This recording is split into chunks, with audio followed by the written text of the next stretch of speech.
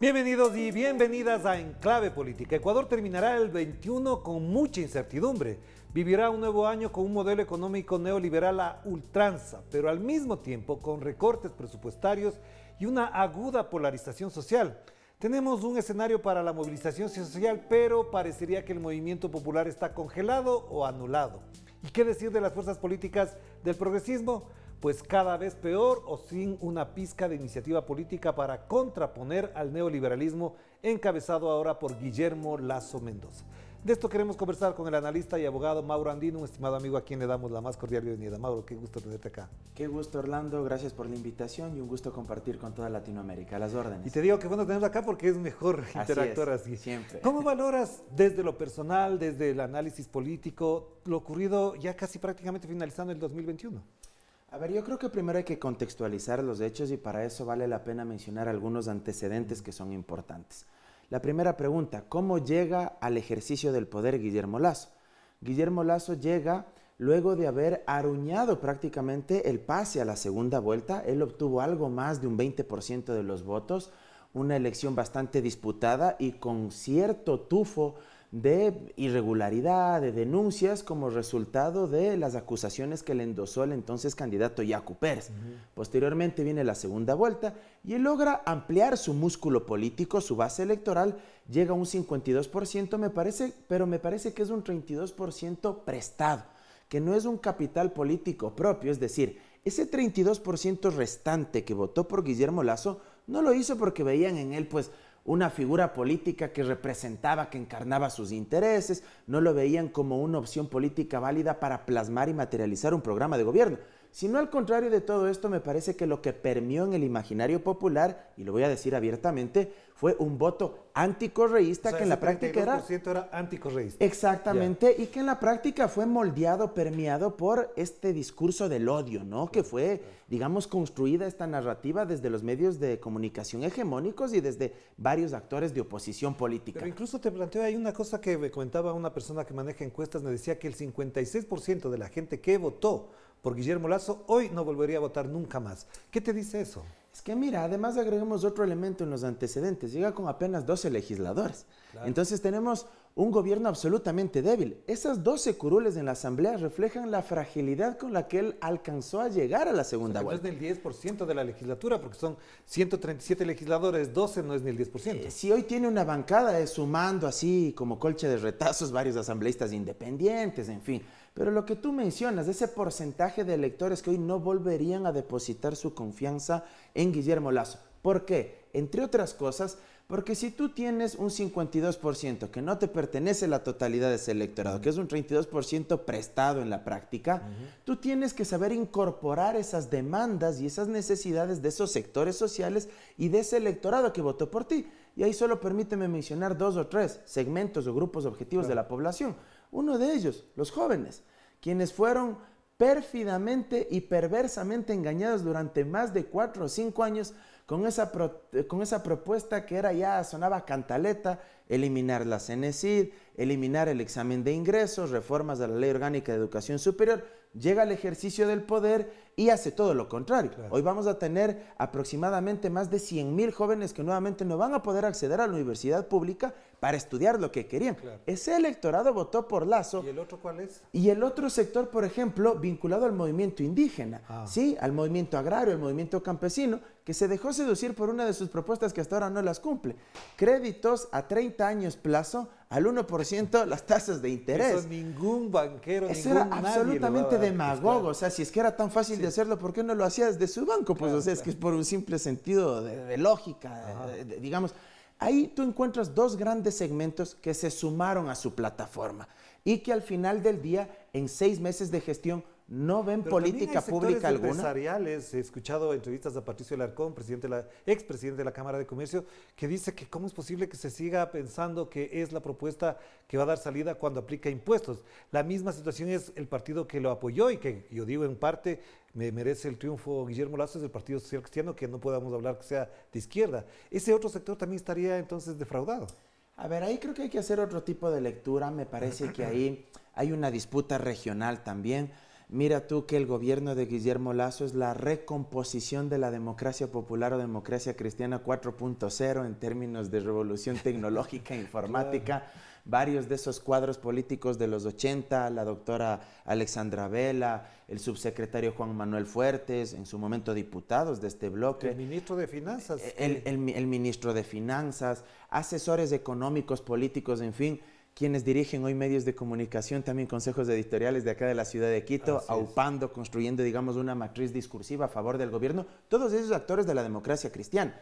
Y es sabido, por quienes de alguna manera hemos revisado un poquito la historia, que a lo largo de la década de los 80 y de los 90 existieron fuertes enfrentamientos entre las élites oligárquicas terratenientes de la sierra y las élites agroexportadoras burguesas de la costa ecuatoriana. Y siempre existió esta pugna, democracia popular, Partido Social Cristiano. Entonces me parece que ahí también algo de esto existe por debajo para tratar de cooptar y capitalizar el poder por parte de estos actores políticos, sin perjuicio de lo que tú también bien mencionas, que en su reforma tributaria incorpora cuestiones que a las élites de este país nunca les ha gustado, y esa es no pagar impuestos. Ya, pero también llegamos a este diciembre, porque hoy, 1 de diciembre, evidentemente estamos prácticamente cerrando el año.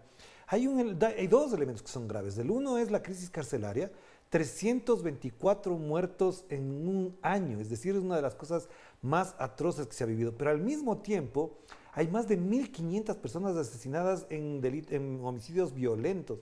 Es decir, el tema de la inseguridad, eso sacude a cualquiera, no solamente en las cárceles, sino en las calles, en las avenidas, en los centros comerciales, en los barrios populares, se asesina a las personas y parecería que sobre eso no tiene control el Estado. Hay varios focos de conflicto que tú ya vas amalgamando, mencionando. El tema de la crisis carcelaria, voy a ser absolutamente claro, me parece que el gobierno está perdido en esta situación. No tiene diagnóstico, no tiene una radiografía, y aquí permíteme utilizar una metáfora.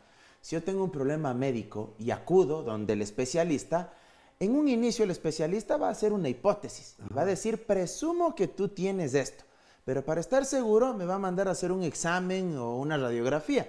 Una vez que yo regrese con el examen, el médico me va a decir, mi hipótesis ha sido reafirmada porque este diagnóstico me indica esto. O por el contrario, mi hipótesis estaba equivocada, los exámenes me demuestran todo lo contrario de lo que yo presumía. Me parece que el gobierno ni siquiera tiene un diagnóstico claro sobre la situación del sistema de rehabilitación social, y por eso está más perdido que camarón y aguarlocro. Por eso es que trae y lleva autoridades que en un inicio dirigían las NAI, el coronel Cobo, luego lo lleva a esta Secretaría de Inteligencia, luego ante la crisis y la masacre carcelaria, otra vez la vuelve a traer, lo cual además refleja otra cuestión. Aparte de no tener diagnóstico, y eso es grave porque sin diagnóstico no tienes línea base y no sabes cómo diseñar un plan de acción, no sabes qué hacer, cómo hacerlo, cuándo hacerlo, con quiénes hacerlo, en términos de política pública, pero refleja otra cuestión sumamente grave, no tienen cuadros. No tienen gente que conozca de la administración pública. Pero ya que mencionas el tema del diagnóstico, el diagnóstico del gobierno es que durante la Revolución Ciudadana se le entregó prácticamente el país al narcotráfico, y habla de que no hubo radares en Manabí, en Santa Elena. Yo he escrito sobre el tema, he investigado sobre el tema, pero el diagnóstico efectivamente de Guillermo Lasso es que la Revolución Ciudadana es responsable de todo lo que está pasando. Bueno, en eso se parecen tanto a Lenín Moreno, ¿no? Cúlpale al ex, sigue hablando del ex, endósale toda la responsabilidad, y con una irresponsabilidad supina, procaz. ¿Dónde están las pruebas? Yo un día en Twitter me atreví a poner y le decía, señor presidente, si es que usted tiene evidencias de lo que usted está afirmando, ¿por qué no denuncia en fiscalía? Y si es que lo que usted está diciendo es cierto, se sobreentendería entonces que existió la complicidad de la cúpula del alto mando militar y de la comandancia de la Policía Nacional de aquella época, pues. ¿Por qué no lo dice? Pues porque no creo pues que solo el presidente Correa se haya reunido en el supuesto no consentido con los líderes de estas supuestas bandas del crimen organizado y les haya dicho, por aquí, por estos territorios, pasen nomás. Una operación de semejante magnitud que especula y que difama el presidente Lasso debería sustentarla, porque además lo más importante que tiene un primer mandatario es la credibilidad, honrar su palabra, y una acusación tan grave tiene que ser demostrada. Si tiene las pruebas, acuda a Fiscalía. Además que Fiscalía es muy prolija y muy eficiente con este gobierno, ¿no? Pero para cerrar este primer bloque, Mauro, en función de todo lo que estamos conversando, el presidente Guillermo Lasso estaba preparado para gobernar. ¿Hasta dónde su talante de estadista que se vendió, que se promulgó, que se difundió, está entrando en un diagnóstico, para hablar de diagnósticos, que da cuenta de una baja calificación? No lo digo yo porque lo dicen las encuestas. La popularidad de él, la credibilidad está por debajo ya de los 30 puntos. lo cual evidentemente es bastante grave para un presidente que tiene apenas 6 meses en el gobierno. Y al mismo tiempo, si ese diagnóstico es así, ¿qué le espera a él? ¿Cuál es el margen de maniobra que tiene para liderar un país en crisis? No estuvo preparado para gobernar, lo digo así, fuerte y claro. 9 años en campaña, 3 contiendas electorales para llegar a la presidencia y tenemos lo que tenemos. Eso evidencia también esto que muchos han denominado como la política líquida, ¿no? Para parafrasear incluso un poco al filósofo, a Bauman, al filósofo polaco, ya extinto él. Esta política líquida, ¿no? Es decir, una cosa es la campaña, una cosa es la retórica, cómo endulcoro, cómo rodeo el frasco, el envase, y otra cosa es el contenido. Y evidentemente no estuvo ni estuvieron con su equipo de gobierno. ¿Cómo va a ser posible que reconozca en Televisión Nacional ante el periodista Carlos Vera que el proyecto económico urgente, el primero, el que no fue calificado por el CAL en la Asamblea, lo habían trabajado durante 10 años? Es decir, 10 años como su fundación Ecuador Libre. Tenía errores de todo tipo. Oye, sí. En 10 años, capaz que el presidente Lasso no tenía necesidad de sacar un honoris causa en la San Francisco, pues capaz que podía sacar hasta un título de PhD sin necesidad de dedicarse únicamente a escribir ese proyecto económico urgente. Entonces, no estuvo ni estuvieron preparados para gobernar, y me parece que el descenso del presidente Lasso cada vez va a ser más prominente, porque además, sin política pública, ante la inacción del Estado, con más de 6 millones y medio de ecuatorianos sobreviviendo, para ser más preciso, en condiciones casi que de mendicidad, con $2.80 diarios. No son datos míos, son datos del Instituto Nacional de Estadística y Censos. Mira, es una olla que se sigue calentando, que se sigue fraguando a fuego lento y que en cualquier momento podría explotar, y que, sin duda alguna, los grandes responsables de esto van a ser quienes conducen el gobierno nacional, porque además hay reducción al presupuesto de educación, hay reducción al presupuesto de salud, se les quita presupuesto a las universidades cofinanciadas, se les reduce el presupuesto a las universidades públicas, y aunque aún no hayan tomado estos actores una posición tajante, va a llegar un momento en que va a ser inevitable no tomar partido y no exigir cambios a este gobierno. Pero bueno, te tienes que consolar, hay $8.000 millones en la reserva allá en los bancos de Suiza. Hagamos la primera pausa y enseguida volvemos para seguir conversando con el analista y abogado Mauro Andino sobre lo que implica ya efectivamente el Ecuador de Guillermo Lasso Mendoza para el 2022. Vamos a la pausa. Sí, tenemos.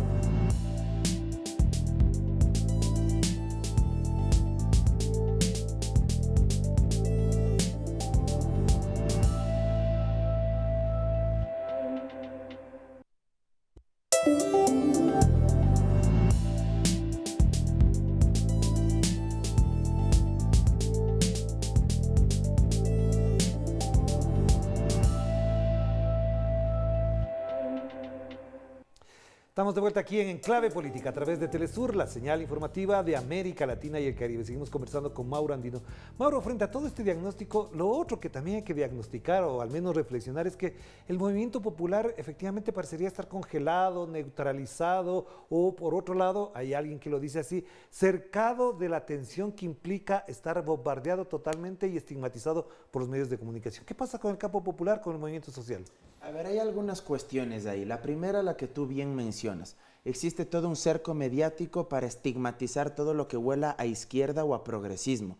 De hecho, yo creo que es muy importante en términos estratégicos intentar resignificar el uso de los términos también, para tratar de construir una narrativa que sea mucho más pedagógica y que pueda permear en la opinión pública. Ha sido tan brutal el ataque de los medios de comunicación hegemónicos que casi que decir en esta época que eres de izquierda o progresista es casi que una mala palabra. Claro, claro. Entonces me parece que hay que ser muy inteligentes en la construcción de un discurso que pueda permear en el imaginario colectivo de la ciudadanía, pero que al mismo tiempo sea pedagógico para explicarle de forma sencilla, sin tanto tecnicismo, sin tanta palabra o sin tanta entelequia. Sin tanto teoricismo. Exactamente, sí. O sea, sin un libro de Marx debajo del brazo, sino explicándole a la gente en palabras sencillas cuáles son los perjuicios de las políticas económicas del gobierno del presidente Lasso y que sí existen alternativas. Eso por un lado. De otra parte, es evidente que el progresismo también se encuentra arrinconado si tú tienes una Fiscalía General del Estado que actúa como herramienta de gestión política. Y le pongo entre comillas de gestión, porque lo que es un yunque político. Es una persecución Es decir, o sea, sostenida, ¿no? Y no solo es contra UNES o contra los actores de la Revolución Ciudadana, también es contra el movimiento indígena. Fíjate tú que cuando la CONAIE había anunciado las movilizaciones, días previos, le vuelven a convocar a Leonidas Diza para que vaya a dar la versión en la fiscalía. El mismo día de la movilización. Exactamente, sí, o sea, y digo, eso no es pura coincidencia, o sea, eso evidentemente está articulado. Cuando sale lo de Pandora Papers, le abren una investigación por supuesto enriquecimiento ilícito, me parece que Andrés Arauz y algunos actores de su círculo cercano. O sea, digo, creo que no hace falta tener dos dedos de frente para darse cuenta que la Fiscalía lamentablemente no actúa con independencia y actúa más bien como un órgano que está al vaivén y a los intereses del Ejecutivo para disuadir lo importante, para tapar los verdaderos problemas del gobierno. Pandora Papers, la masacre carcelaria, los altos índices de inseguridad en las calles. Y un tercer elemento, y este sí con sentido de autocrítica, creo que el progresismo sigue adoleciendo de los mismos problemas de toda la vida y que tú los conoces mejor que yo. Esa falta de unidad, cada uno se siente más puro, más legítimo, con un aire de superioridad moral e intelectual por encima del resto, y esto no permite unificar. Ya que lo mencionas, a propósito de eso, lo que pasó el día viernes pasado con la aprobación de la ley denominada Desarrollo Económico, que en realidad es una reforma tributaria que para unos de una manera, para otros de otra manera, contó con el aval de la Revolución Ciudadana para que pasara por el Ministerio de la Ley. Este marco jurídico enfatiza dos o tres elementos súper graves, incluso desde sectores de la derecha. ¿Cómo entender que ahora la reacción de la Revolución Ciudadana frente a eso sea, digamos, desde el orden legal o leguleyo, dicen unos? ¿Cómo se explica esta situación? Mira, solo para terminar la idea anterior. En la izquierda debemos entender que hay matices y que hay distintos progresismos. Mira que la derecha es muy estratégica en ese sentido. La derecha, mira, cuando se ponen de acuerdo en términos económicos, dejan de lado cualquier tipo de discrepancia, a veces discrepancias que han llegado al punto de vista personal, pero cuando se trata del tema económico ellos no tienen empacho en volver a aliarse y a juntarse. La izquierda a veces, por demostrar quién es más de izquierda, quién tiene mejor formación teórica, entre comillas, se termina de alejar, o quién es más honesto, quién es más pura, quién menos errores ha cometido. Y esto le está pasando factura a la izquierda. ¿Qué pasó el día viernes en la Asamblea Nacional? Debo decirlo también con absoluta sinceridad, un error de bulto del bloque de UNES. Yo no puedo aseverar si esto fue de mala fe o de simple, digamos, desconocimiento, ignorancia, un error, pero también debo decirlo, ahí hay legisladores de experiencia, algunos con 2 periodos, muchos con una trayectoria política intachable. Yo creo que hay gente valiosa dentro de UNES, pero fue un error no haber votado a favor del archivo. Asumamos por un momento que la posición que hemos mantenido algunos, como en mi caso, de que sí se debía votar por el archivo para liquidar ese proyecto, digamos que jurídicamente no era necesario. Asumamos ese supuesto no consentido y que tienen razón quienes sostienen lo contrario, que la ausencia de los 70 votos y la negativa del informe de mayoría ya era el archivo. Aunque eso en la práctica no es así, te puedo dar mis razones si el tiempo nos da. Pero asumamos ese supuesto no consentido. La siguiente pregunta que se me viene a la mente es, ¿qué costaba votar por el archivo? Lo que abunda no hace daño, Orlando. Esa era la estocada final para enterrar ese proyecto de ley y evitar justamente este tipo de subterfugios para que se publique en el registro oficial. Pero además un proyecto de ley absolutamente pernicioso para la gran mayoría de ecuatorianos. Y con algunos elementos de inconstitucionalidad, dicen abogados. Absolutamente. Sí. Mira, solo te menciono por ahí unos 2 o 3 principios que no hay que ser genio ni constitucionalista para darse cuenta. Nuestra Constitución en el artículo 300 señala que el sistema fiscal, que el sistema impositivo será varias palabritas, pero hay 2 que son claves. Progresivo y equitativo.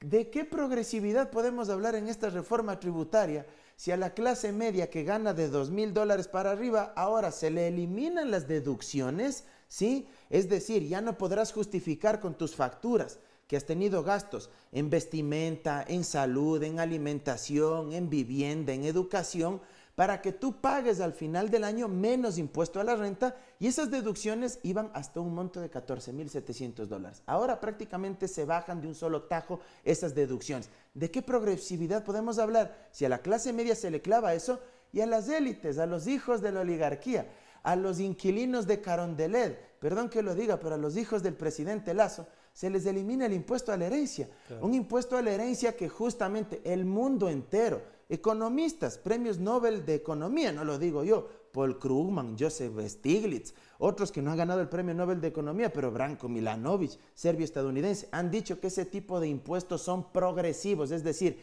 que ayudan a redistribuir la riqueza, porque quienes más tienen, más deben pagar, quienes menos tienen, menos deben pagar a nivel impositivo. Y eso señala nuestra Constitución. ¿Cuál es el Ese costo? principio se vulnera a nivel constitucional. Y otro, permíteme que me parece atroz. Si uno revisa esa famosa ley publicada íntegramente, porque ojo, se publica sin que se cambie una sola coma, un solo punto.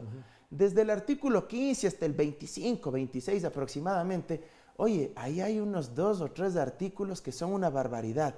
En aras de repatriar ciertos capitales, lo que siempre han dicho, no es que venga la inversión extranjera, que los capitales de los ecuatorianos que están en otros países, porque aquí no había seguridad jurídica, ahora que retornen. Capitales, patrimonios, activos, inversiones. Se ponen ahí unas disposiciones que por esta única vez, si es que se acogen hasta determinadas fechas, básicamente hay una tablita ahí, hasta marzo del año 2022, pagarán un impuesto único del 3,5% sobre el monto total de estos activos que repatrien, ¿verdad? Pero ni Fiscalía ni el SRI podrá investigar sobre el origen de esos patrimonios, de esos activos. Eso es grave, muy y grave. que no se podrá investigar penalmente si es que existe enriquecimiento privado no justificado, defraudación tributaria, defraudación aduanera.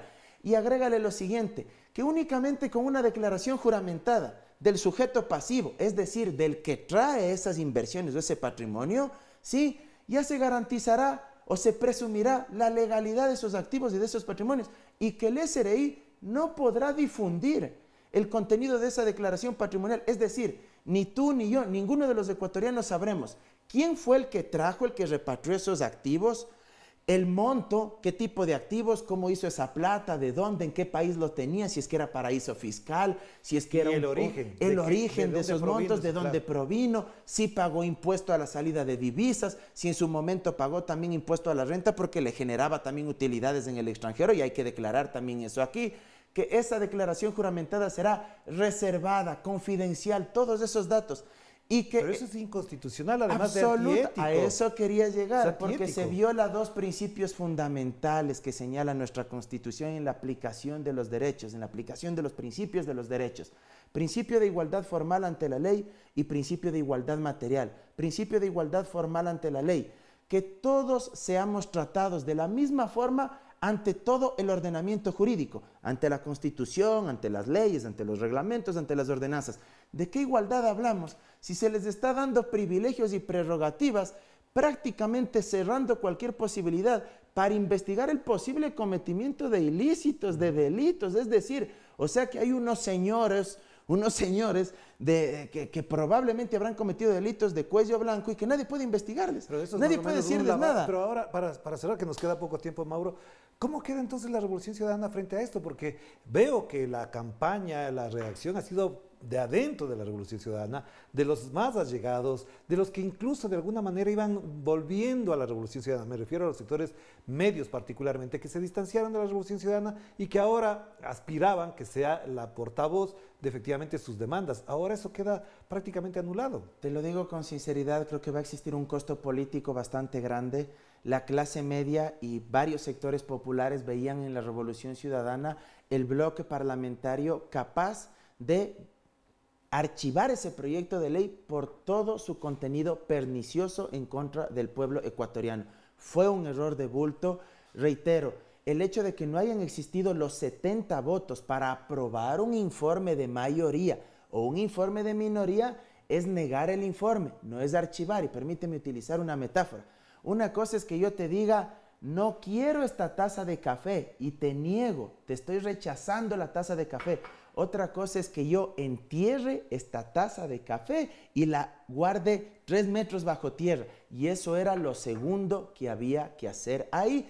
Incluso hay precedentes parlamentarios, se lo hizo así con una ley de desarrollo económico que envió el presidente Moreno, moción del asambleísta Vicente Almeida y de Raúl Tello, se mocionó la negativa y el archivo. Eso fue lo que hizo el asambleísta Mireya Pazmiño. En la Constitución, el archivo no consta en la Constitución. A eso iba, el artículo 62 de la Ley Orgánica de la Función Legislativa, penúltimo inciso, sí habla del archivo. Y tú me dirás, pero Mauro, la Constitución está por encima de la ley.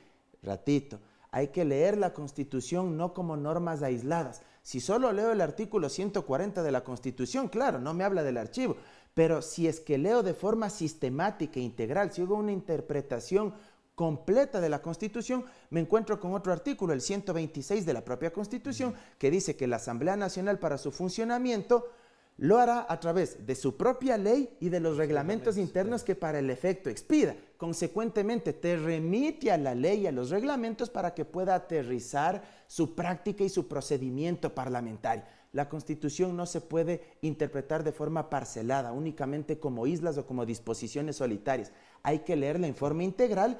Y te pongo solo un caso. La Constitución en el 442 habla de la reforma parcial. Ahí no dice con qué tipo de votación se aprueba la reforma parcial, solo te dice si aprobará con la mayoría de la Asamblea. No te dice si es simple, absoluta o calificada. ¿Qué dice la ley de la función legislativa? Que la reforma parcial se aprueba con mayoría absoluta. Alguien podría decir, es que como no dice en la Constitución, entonces no sabemos qué mayoría. No, pues para eso está la ley, para regular esas cuestiones. Fue un error. Yo creo que ahí, te lo digo también con sinceridad y con respeto, muchas personas que yo aprecio en la Revolución Ciudadana, que considero hubo egos, hubo vanidad ahí, porque me parece que se enojaron de que Pachacuti no haya apoyado el informe de minoría, pero desde lo estratégico, incluso Orlando, no era conveniente aprobar el informe de minoría de la Revolución Ciudadana, y no porque no era un informe positivo, un informe bueno. ¿Por qué? Salía del pleno de la Asamblea e iba al Ejecutivo, y él podía hacer uso del veto presidencial, y con el veto parcial, ¿sabes qué habría hecho? Más allá de que la Constitución y la ley dice que el presidente en el veto parcial solo puede hacer observaciones sobre los textos que se aprobaron, estamos en Ecuador. Él no solo habría hecho observaciones al texto que se aprobó, te aseguro que se habría pasado por el forro ese informe de minoría que fue aprobado y habría incorporado textos que no fueron aprobados en ese segundo debate. Y sí, los asambleístas de UNES habrían dicho eso es inconstitucional, pero ve, se habría necesitado 92 votos para ratificarse en el texto inicial, consigue pues los 92 votos, no habrían existido. Y después de eso, demandar la inconstitucionalidad. ¿Y eso cuánto toma? Meses, años, ¿qué es lo que ahora se va a hacer? Sí, se puede pedir la suspensión provisional de la norma, eso dice la Ley Orgánica de Garantías Jurisdiccionales, pero eso tomará un tiempo. Primero habrá que ver si es que se admite a trámite por parte de la sala de admisión de la Corte, habrá que ver luego de eso a qué juez o jueza se sortea la causa para que haga las veces de ponente y una serie de procedimientos de etapas que habrá que ir quemando y agotando para ver si la Corte nos da o no la razón sobre los vicios de inconstitucionalidad que aquí hemos denunciado. Gracias, Mauro. El tema es apasionante, tomaremos más tiempo para eso y además les invitamos a los legisladores de la Revolución Ciudadana a que vengan acá a explicar, porque efectivamente les hemos invitado y sobre este tema necesitamos hablar para América Latina, para nuestra audiencia, siempre pendiente de estos temas. Gracias, Mauro, que estés muy bien. Gracias a ti, Orlando, siempre un gusto compartir con ustedes. Y a ustedes también, muchas gracias por acompañarnos aquí a través de Telesur. Que pasen bien. Bien.